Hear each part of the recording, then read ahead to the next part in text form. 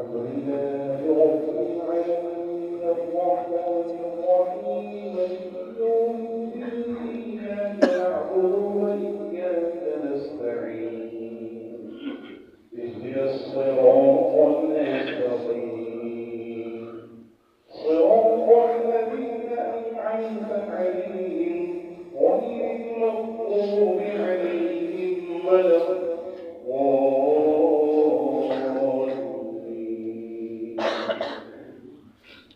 وقل للذين اتقوا ماذا أنزل ربكم قالوا خيرا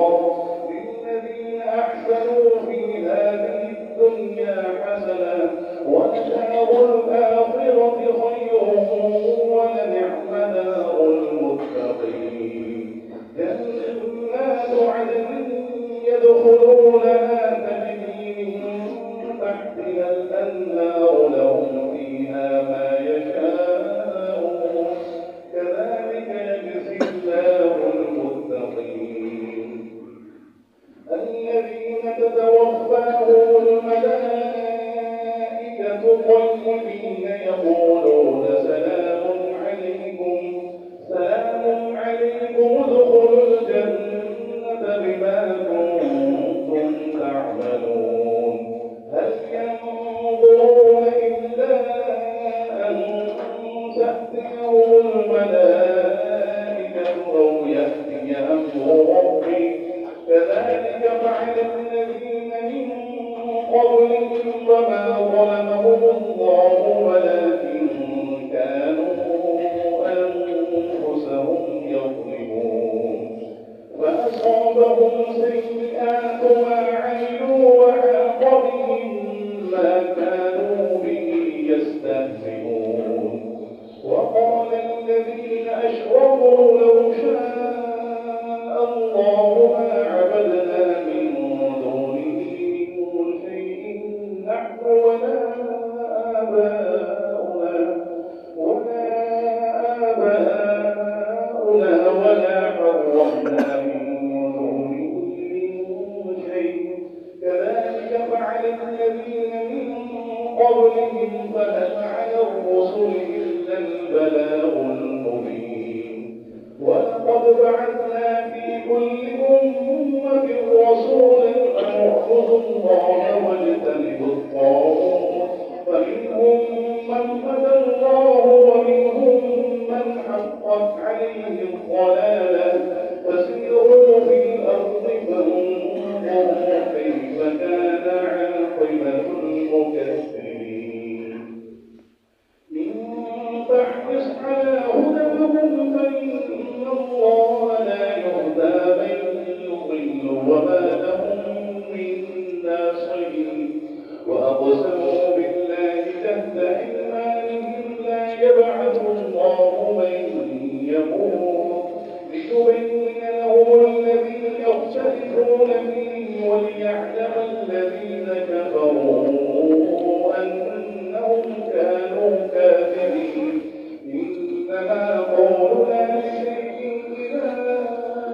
أردناه أن نقول له كن فيكون الله